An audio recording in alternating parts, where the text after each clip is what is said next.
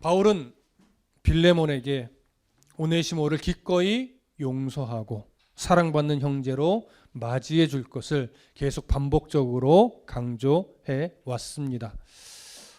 빌레몬은 이제 자신을 섭리하여서 복음을 듣게 하고 회심하게 하여 복음의 일꾼이 되게 하신 하나님의 섭리를 인정하면서 그와 함께 그의 종이었던 오네시모 또한 하나님의 섭리로 복음을 듣게 하고 회심하게 하여 바울의 일꾼이 되게 했던 하나님의 역사를 또 인정해야만 했습니다. 뿐만 아니라 복음의 빚진 자 된 이 빌레몬이 이제 기꺼이 오네시모 또한 용서하는 것도 마땅하다는 사실도 강조했지요. 자, 이렇게 이제 바울은 마지막 호소를 빌레몬에게 하면서 이제 편지를 마무리합니다. 오늘은 그 부분을 마지막 부분을 함께 볼 겁니다. 자, 20절 함께 읽겠습니다. 20절. 자, 시작. 오 형제여, 나로 주 안에서 너로 말미암아 기쁨을 얻게 하고 내 마음이 그리스도 안에서 평안하게 하라. 자, 여기 보시면 바울이 이제 빌레몬을 향해서 오 형제여라고 말합니다. 여기 오라고 하는 한 단어의 감탄사. 여러분, 이 감탄사 안에 어떤 의미가 담겨 있을까요? 그동안 바울이 빌레몬을 향해서 간절하게 요청했던 그 마음들이 고스란히 오라고 하는 한 단어, 이 감탄사 안에 다 담겨 있어요. 그 빌레몬이 이제 이 바울의 오 형제여라고 하는 이 표현에서 바울의 마음을 다 고스란히 느꼈을 것이라고 여겨집니다. 그렇게 빌레몬을 부른 다음에 이제 어떤 표현으로 연결하냐면 나로 주 안에서 너로 말미암아 기쁨을 얻게 하고 내 마음이 그리스도 안에서 평안하게 하라, 이렇게 이야기를 합니다. 그러니까 이제 바울은 주 안에서 기쁨을 얻기를 원하고 주 안에서 평안을 누리기를 원한다라고 하는데 그 기쁨과 그 평안은 빌레몬을 향해서 요청하는 거예요. 자, 어떻게 하는 것이, 빌레몬이 어떻게 하는 것이 바울로 하여금 기쁨을 얻게 만들고 평안을 누리게 만드는 걸까요? 당연히 빌레몬이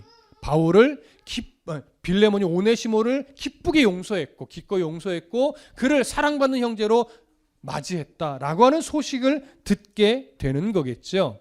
자, 이 소식이 이제 들려온다면 빌레몬은, 그리고 빌레몬이 속한 골로새 교회의 그 공동체는 이제 더 성숙한 교회로 성장했음이 증명되는 거예요. 자, 이런 소식이 들리고 성장한 빌레몬과 골로새 교회의 공동체의 모습을 보게 된다면 바울은 무엇보다도 기뻐하게 되는 건 당연한 것이고 무엇보다도 평안을 누리게 되는 것은 당연하겠죠. 이런 모습의 내용을 우리가 보면서 정말 놓치지 말아야 될 것 하나가 있는데 그것이 뭐냐면 복음을 듣고 회심하여 그리스도의 사랑을 받은 빌레몬 그리고 골로새 교회의 공동체는 어쩌면 이전까지는 늘 사랑을 받는 위치에 있었을지도 모르겠습니다. 그러나 이제 오네시모를 용서하고 그를 주 안의 한 형제로 맞이하게 되는 과정을 통해서 이제 골로새 교회는 사랑을 받는 교회가 아니라 사랑을 나누어 주는 교회로 성장한 거예요. 사랑을 베풀고 용납하고 이해할 수 있는 그런 신앙의 실력으로 성장한 교회 공동체가 되는 거죠. 바로 그 성장의 도구가 누가 되는 거예요? 오네시모가 되는 거예요. 여러분, 오늘 우리도 이제 주변을 돌아보면 이렇게 나를 성장시키는 어떤 상황이 있고 또는 나를 성장시키는 어떤 형편이 있고 또는 나를 이렇게 성장시키는 누군가 대상이 있을 수 있습니다. 그러니까 이전 같으면 그 상황, 그 형편, 그 대상이 그저 나의 마음을 상하게 하고 아픔을 주고 상처를 주는 상황이나 사람으로만 우리가 바라봤다면 어쩌면 이제는 그 상황이나 형편 또는 그 대상을 바라볼 때 나를 아프게 하고 상처를 주는 상황이나 대상이 아니라 내게 사랑의 실력으로, 사랑할 수 있는 신앙의 실력으로 성장하게 만드는 도구가 되고 나를 이해하게 하는 그 신앙의 실력으로 성장시키는 도구가 되고 나를 용납할 수 있는 신앙의 수준으로 끌어올리는 도구가 될 수 있는 거죠. 그런 시선으로 바라볼 수 있게 되는 거예요.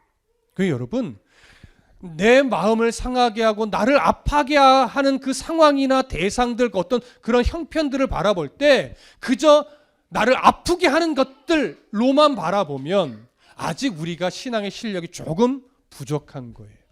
그런데 그런 대상이나 상황들을 바라보면서 그렇지, 저런 상황이나 대상이 바로 나의 신앙을 성장시키는 도구지, 이런 상황을 극복해 나가면서 내 신앙이 자라는 거지, 하나님이 그런 것들이 연단의 도구로 삼고 나를 훈련하는 도구로 삼는 것이지 라고 시선이 바뀔 때 이런 우리의 신앙은 성장한 거예요. 그런 것들이 정말 나의 신앙의 실력을 성장시키는 분명한 도구가 되는 겁니다. 이렇게 여러분, 이제 시선을 바꾸면서 내 신앙이 더 사랑을 베풀고 용납해주고 이해하는 그럴 수 있는 신앙의 실력을 소유한 성도로 자라가시기를 간절히 소망하고 바랍니다. 다시 이제 본문으로 돌아갑니다. 21절과 22절을 우리 함께 읽겠습니다. 시작. 나는 네가 순종할 것을 확신함으로 네게 썼노니 네가 내게 말한 것보다 더 행할 줄을 아노라. 오직 너는 나를 위하여 숙소를 마련하라. 너희 기도로 내가 너희에게 나아갈 수 있기를 바라노라. 아멘. 바울은요, 빌레몬에게 오네시모를 용서하고 사랑으로 환영하도록 여러 차례 반복적으로 간구를 했습니다. 그리고 그렇게 간절한 요구를 다 한 다음에 이제 빌레몬에게 무슨 말을 하냐면, 사실 나는 너에게 이렇게 여러 차례 반복적으로 간구했지만 내 마음에 네가 올바르게 그리스도인답게 판단을 하고 오네시모를 용서하고 사랑으로 환영해 줄 것을 나는 사실 확신하고 있었다, 이렇게 말하는 거예요. 확신했대요. 여러분, 바울이 빌레몬을 향해서 사실 이런 확신을 이미 가지고 있었던 이유가 뭘까요? 빌레몬을 믿은 걸까요? 여러분, 그렇지 않아요. 잘 보시면 빌레몬을 믿는 것이 아니고요, 빌레몬을 이렇게 변화시켜내신 그 하나님을 믿는 거예요. 그리고 또 하나 볼 수 있는 것은 뭐냐면, 빌레몬이 복음을 듣고 회심한 이후에 그를 어떤 사람으로 하나님께서 이렇게 변화시켜냈냐면, 골로새 교회를 향해서 성도를 사랑하고 섬기는 흔적들을 많이 일으켜내도록 그 빌레몬을 인도에 가셨단 말이에요.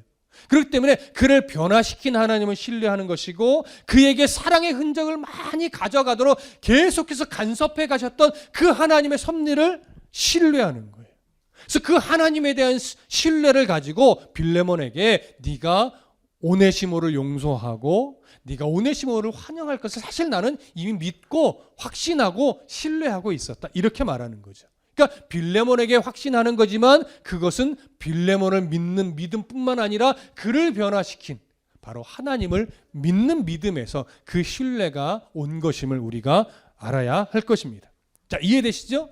오늘 또한 마찬가지, 저와 여러분들도 서로를 신뢰한다기보다 우리를 믿음의 공동체로 불러서 함께 신앙의 여정을 걸어가도록 만들어 놓으신 그 하나님을 신뢰하는 거예요. 그 하나님에 대한 신뢰가 바로 저와 여러분들이 서로 믿고 신뢰하는 관계로 만들어 주는 것이죠. 무슨 말씀인지 이해되시죠? 이런 신뢰와 믿음이 있었기 때문에 바울이요, 21절 끄트머리에 뭐라고 말하냐면, 내가 말한 것보다 더 행할 줄로 믿는다는 고백을 한 거예요. 이 말은 뭐냐면, 사실 내가 이 서신을 쓰면서 너에게 이렇게 했으면 좋겠고 저렇게 하기를 원한다라고 간절한 마음으로 요청했지만, 실제적으로 너는 내가 이렇게 요청한 것보다 더 풍성한 사랑으로 오네시모를 대하게 될 것을 난 사실 믿는다, 이런 말이에요. 이해되시죠? 그런 신뢰의 마음을 전하면서 이제 22절에 보면 이렇게 말해요. 오직 너는 나를 위하여 숙소를 마련하라. 너희 기도로 내가 너희에게 나아갈 수 있기를 바라노라, 이렇게 말해요. 여러분, 이게 무슨 말이냐면, 지금 바울은 로마 감옥에 갇혀 있는 상황이에요. 근데 이제 빌립보서 강의할 때도 그런 말씀을 드렸지만, 바울이 지금 로마 감옥에 갇혀서 재판을 기다리고 있는 중에 있지만, 바울은 여기서 자기가 순교하지는 않을 것이라는 확신이 있었어요. 하나님이 로마 감옥에서 석방되게 하고 이후의 여정을 한 번 더 살아갈 수 있게 하실 것을 바울은 사실은 느끼고 있었거든요. 그렇기 때문에 지금 뭐라고 말하냐면 내가 지금은 갇혀 있지만 곧 석방될 걸 내가 알아. 그러니까 석방되면 내가 골로새 교회로 가서 너희들을 만나게 될 거야. 그러니까 너희들이 그 나를 만날 때 기쁘게 교제하기 위해서 내가 머물 숙소를 마련해 줘라. 이런 요구를 벌써 한 거예요. 무슨 말씀 이해되시죠? 실제로 바울은요, 지금 이 편지를 쓰는 요 때가 로마 감옥에 갇혀 있었던 AD 62년경으로 우리가 봐요. 우리가 서론할 때 그런 얘기 나눴잖아요. 그러고 나서 AD 63년 초경에 석방이 돼요. 이게 석방이 되자 바울은 이제 성경에는 기록하지 않은 네 번째 선교 여행을 떠나게 되는데 어디로 먼저 가게 되냐면 로마 교회 후원을 받아서 서바나로 갑니다. 이제 사도행전은 서바나라고 말했고 요나서에 가보면 다시스라고 말했고 오늘날의 이름으로는 뭐예요? 스페인이죠. 바로 그 스페인에 가서 한동안 복음을 전하며 방문하고 그것을 이제 선교 여행을 다닙니다. 그렇게 해서 스페인에 갔다가 64년경에 스페인에 갔다가 이제 한 64년에서 65년 사이에 쭉 이제 여정을 다시 되돌아오면서 어디까지 들리냐면 그레데 섬까지 들려요. 그레데 섬은 어디예요? 바로 바울이 로마로 압송될 때 풍랑이 일어서 잠시 들리게 됐던 섬이잖아요. 그곳에 들리는데 그곳은 사실 이미 교회가 세워진 곳이에요. 그 교회가 세워지면서 에바브라이에 세워진 그 교회의 성도들을 만나서 교제 나누고 하는데 그때 그 그레데 섬의 교회가 사실 좀 여러 어려움이 있었어요. 그래서 그 어려움을 좀 돕고 해결해 주기 위해서 누구를 남겨두게 되냐면 디도를 남겨주게 되죠. 그래서 그 디도를 목회자로 남겨두고 나서 다시 여행을 이제 동쪽으로 가요. 이게 동쪽으로 간다는 얘기는 소아시아 지역으로 간다는 얘기예요. 가서 이제 소아시아 지역에 있는 골로새 교회에 방문을 합니다. 그때가 이제 AD 65년에서 66년 사이예요. 그렇게 골로새 교회를 방문해서 이제 누구를 만나게 될까요? 빌레몬과 오네시모와 골로새 교회 공동체의 성도들을 만나게 되죠. 그래서 이렇게 만나서 교제하고 다시 나머지 여정을 이어서 마무리하다가 두 번째로 로마 감옥에 갇혀서 이제 순교하게 되는 게 바울의 인생입니다.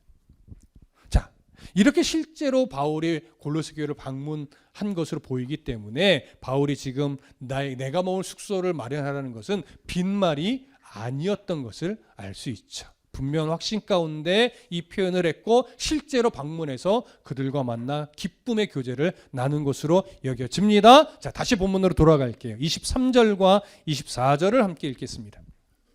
23절 24절 시작. 그리스도 예수 안에서 나와 함께 갇힌 자 에바브라와 또한 나의 동역자 마가, 아리스타고, 데마, 누가가 문안하느니라. 자, 바울은 이제 마지막 인사를 하는데 자신과 지금 함께 있는 동역자들의 인사를 전해요. 그 동역자들 중에 가장 먼저 언급되는 인물이 누구예요? 에바브라예요. 방금도 언급했지만 이 에바브라는 누구예요? 복음을 듣고 회심한 이후에 골로새 지역으로 가서 골로새 교회를 세운 전도자입니다. 골로새서 1장 7절과 8절에 보면 이와 같이 우리와 함께 종된 사랑하는 에바브라에게 너희가 배웠나니 그는 너희를 위한 그리스도의 신실한 일꾼이요 성령 안에서 너희 사랑을 우리에게 알린 자라. 이런 기록이 있어요. 이처럼 에바브라는 골로새 교회를 세운 전도자였고 골로새 교회 성도들을 위해 목회를 계속 행하고 있었던 목회자이기도 했습니다. 이렇게 에바브라가 골로새 교회를 계속 말씀으로 가르치고 전도하며 이렇게 시간을 이렇게 보내던 중에 어떤 소식을 하나 듣게 되냐면 바울 선생님이 로마 감옥에 갇혔다는 소식을 듣게 돼요. 그 소식을 듣자 이 에바브라 마음에 성령이 주시는 마음이었을 것으로 여겨지는데 내가 로마로 가서 바울을 도와야 되겠다 이런 마음이 생겨났던 것으로 여겨져요. 그래서 빌레몬의 아들로 여겨지는 바로 아키뽀에게 골로새 교회를 목회하도록 목회자로 세워주고 이 에바브라는 로마로 갑니다.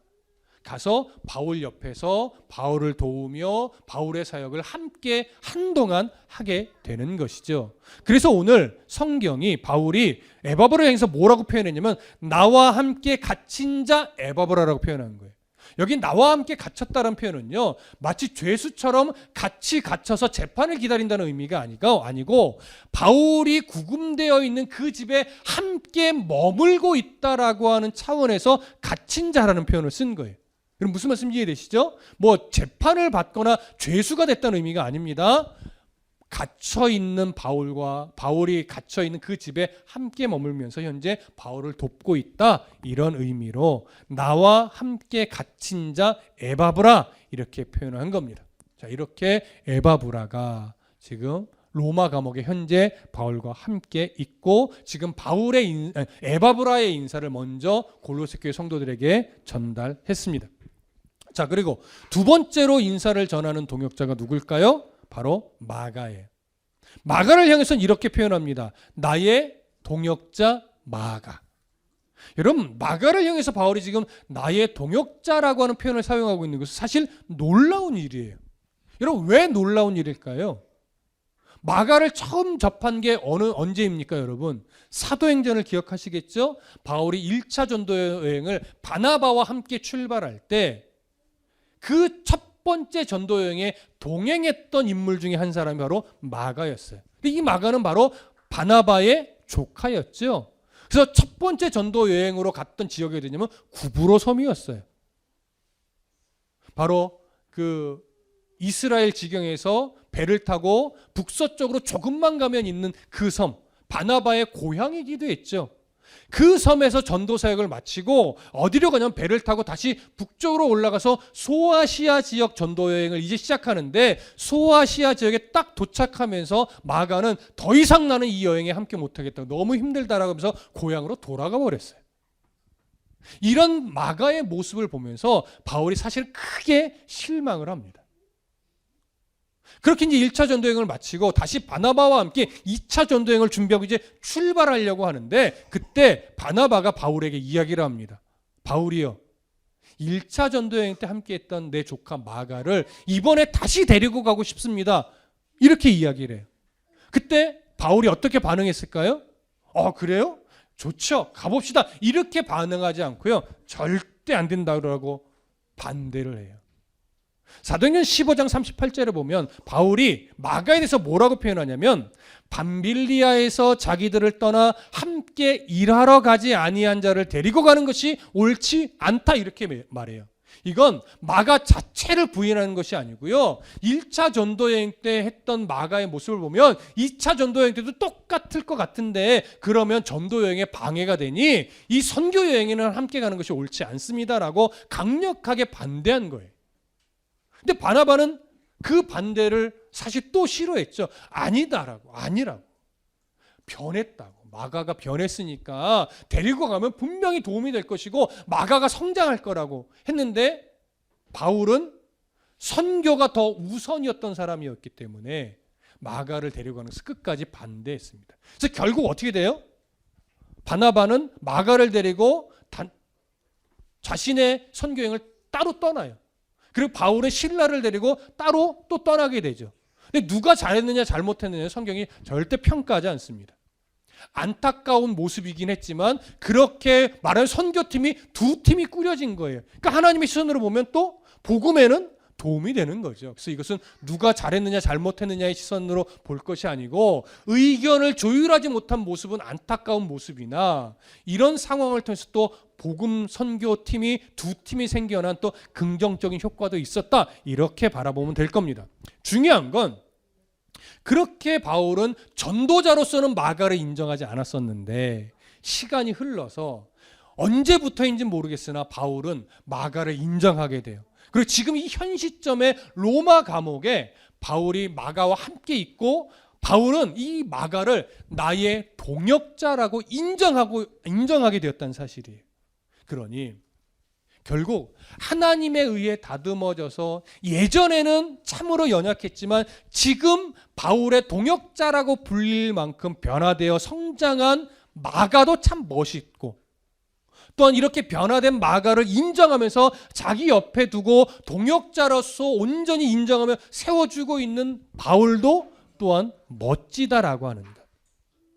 이것을 우리는 잘 봐야 됩니다. 그래서 신앙은 뭐가 중요해요? 과거가 중요하지 않아요. 과거에 연약했든지 과거에 열심을 냈었든지 그게 중요한 것이 아니라 지금 내 신앙이 하나님 앞에서 어떤 모습을 가지고 있는가, 이게 가장 중요한 거예요. 그래서 신앙은, 하나님의 시선은 지금 네가 하나님과 어떤 관계를 맺고 있는지에 주목하고 있고, 그 주목을 하면서 하나님은 앞으로를 기대하는 거예요. 과거에 어떠했느냐는 중요하지 않아요. 지금 하나님과 너의 신앙이 어떠느냐, 그리고 그 신앙이 이제 앞으로 어떻게 성장할 거냐, 하나님은 여기에 주목하고 있다라고 하는 것 꼭 기억하시기 바랍니다. 자, 이렇게 변화되어 동역자가 된 마가의 인사를 전하고 나서 세 번째로 언급되는 인물이 아리스다고입니다. 여러분, 아리스다고라고 하는 이 이름을 종종 들어보셨나요? 이름은 좀 들어보셨을 겁니다. 근데 아리스다고 하면 떠오르는 에피소드가 있을까요, 없을까요? 여러분, 거의 없을 겁니다. 아리스다고에 대한 에피소드가 없어요. 왜일까요?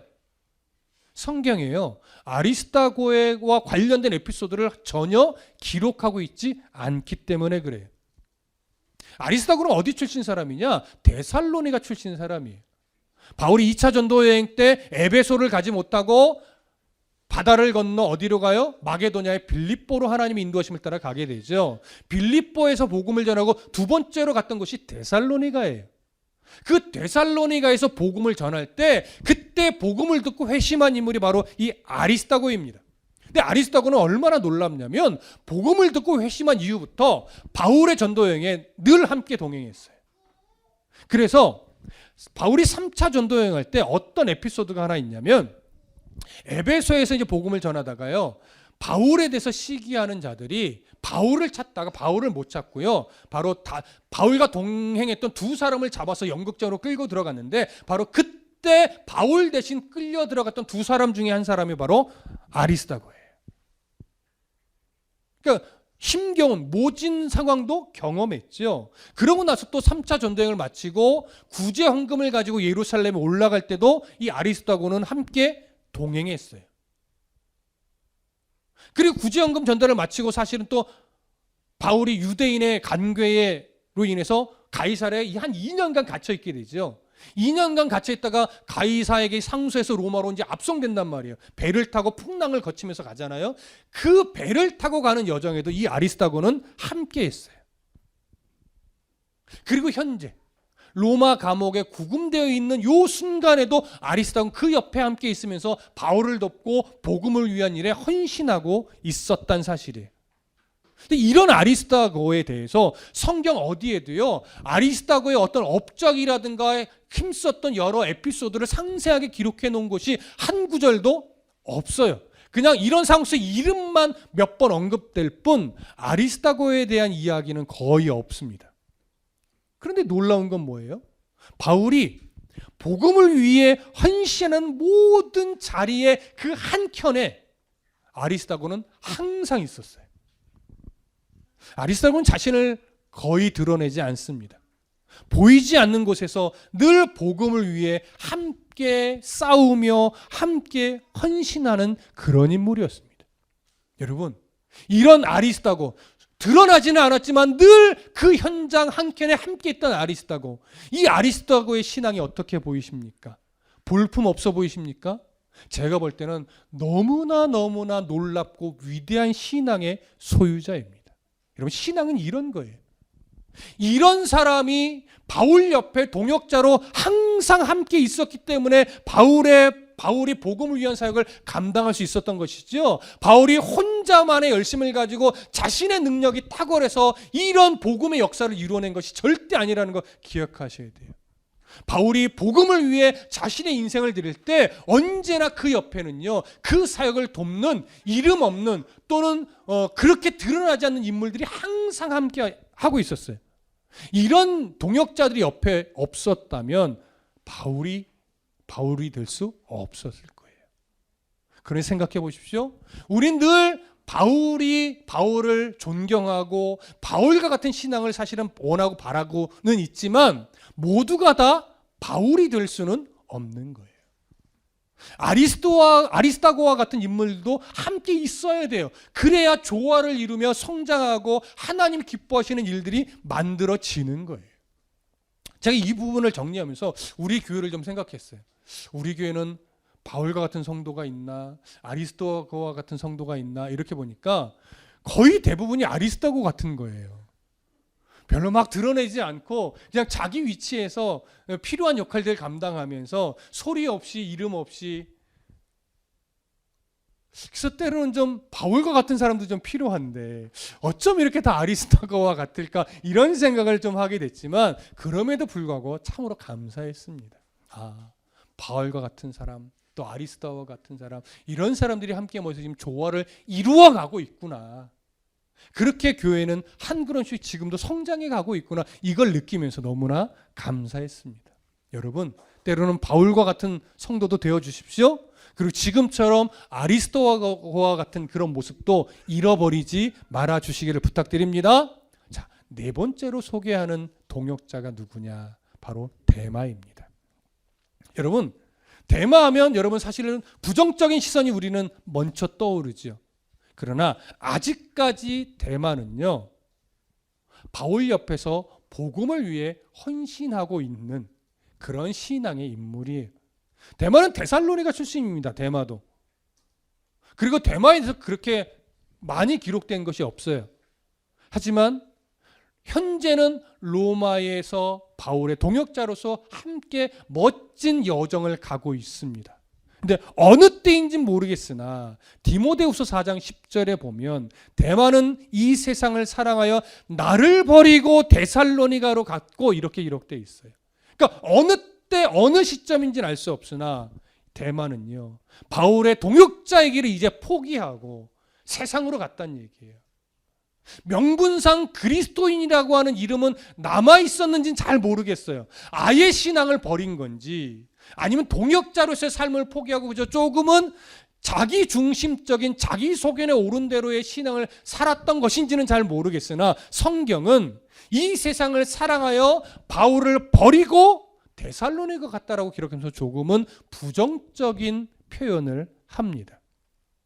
그래서 우리는요, 이렇게 바울과 함께 동역하며 선교 현장을 경험했던 이 데마가 어떻게 바울을 버리고 복음을 떠나서 세상으로 갈 수 있었을까? 우리 이런 의문을 살짝 품게 돼요.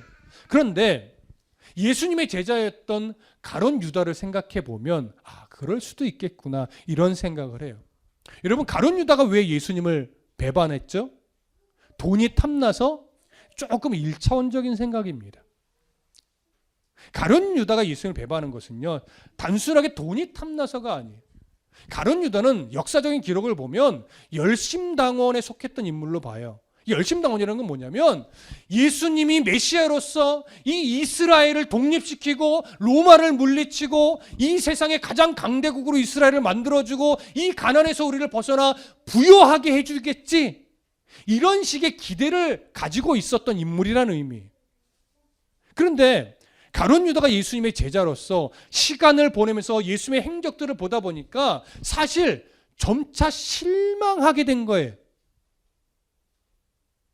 예수님이 로마를 물리치고 해방시켜줘야 될 이런 왕이어야 되는데, 강력한 나라로 이끌어져 아주 강력한 지도력을 가지고 계신 분이어야 되는데, 경제적으로 풍요하게 해줄 그런 어떤 이 시선을 가진 분이어야 되는데 자꾸 죽는다는 얘기하고 내가 십자가에 달릴 거란 이런 뉘앙스의 표현을 하니까 점차 예수님에 대해서 뭐 하는 거예요? 실망하는 거예요.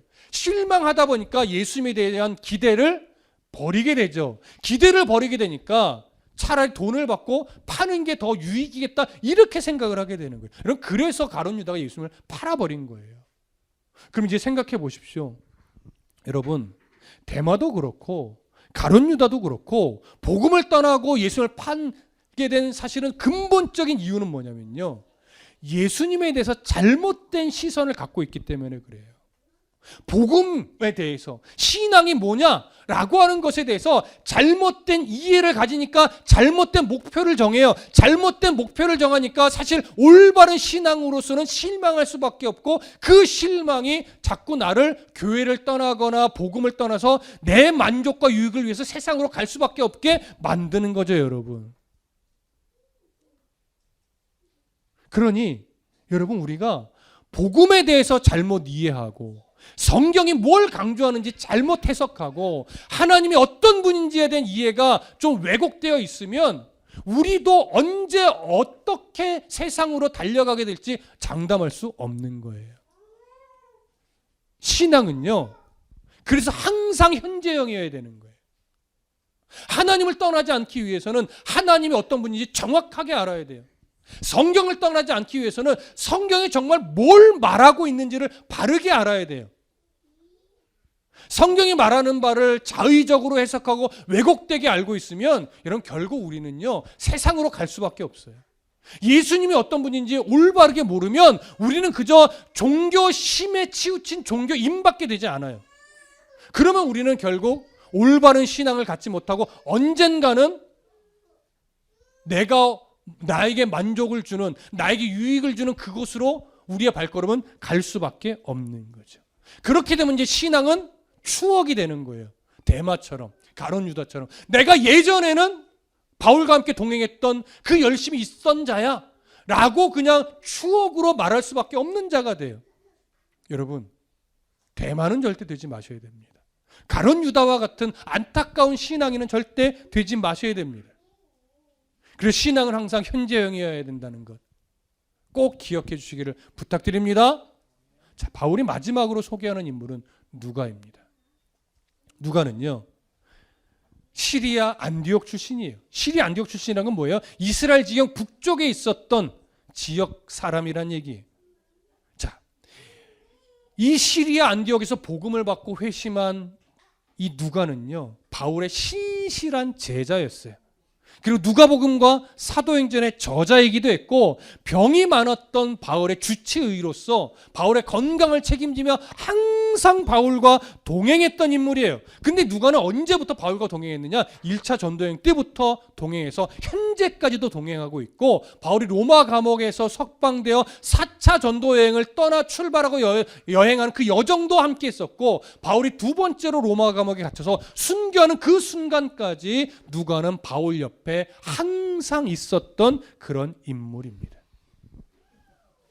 이렇게 누가는요, 요동하지 않는 꾸준한 신앙을 가지고 있었던 그런 인물이에요. 여러분, 정말 실력 있는 신앙이 뭐냐?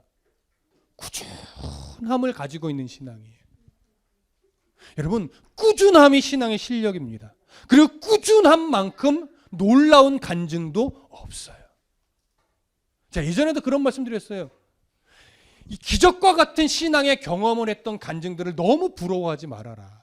그런 어떤 기적과 같은 경험을 했던 신앙의 간증도 우리에게 유익하고 그 사람에게도 유익하지만, 정말로 좋은 신앙의 간증은 그런 기적과 같은 어떤 인생의 경험이 없어도 늘 말씀 안에서 나를 발견하고 내가 하나님의 사람임을 늘 변함없이 인정하고 하나님이 기뻐하는 삶을 살기 위해 그저 요동 없이 오늘도 주 안에서 신앙의 여정을 겪고 있고, 웬만한 일에 요동하지 않는, 이건 이래서 불평하고 저런 저래서 원망하는 이런 신앙이 아니라, 이건 이래도 감사하고 저건 저래도 감사하며, 이런 상황이나 저런 상황이 내 앞에 와도 요동하지 않고 그저 주 앞에 예배하며 한결같이 주님의 자녀로 살아가는 그 사람, 그 사람의 신앙 고백이 진짜 멋지고 귀하고 값지고 놀라운 간증이라는 거 여러분 잊지 마십시오.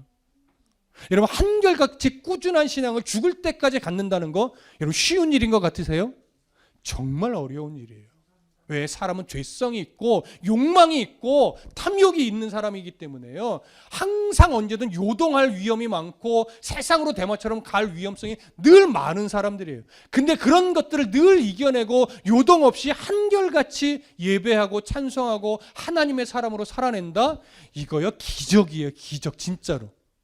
다들 한 번쯤은 방황의 시기를 거치게 되는데 그런 방황을 심하게 겪지 않고 한결같이 주 앞에서 살아간다는 것, 이런 정말 놀라운 간증이라는 거 기억하시고, 그런 기적과 같은 간증들을 경험했던 그런 삶을 부러워하지 마시고 지금처럼 요동함이 없이 꾸준한 신앙을 가져가도록 하나님 앞에 기도하시고 간구하시기 바랍니다. 그러기 위해서 정말 필요한 게 뭐예요?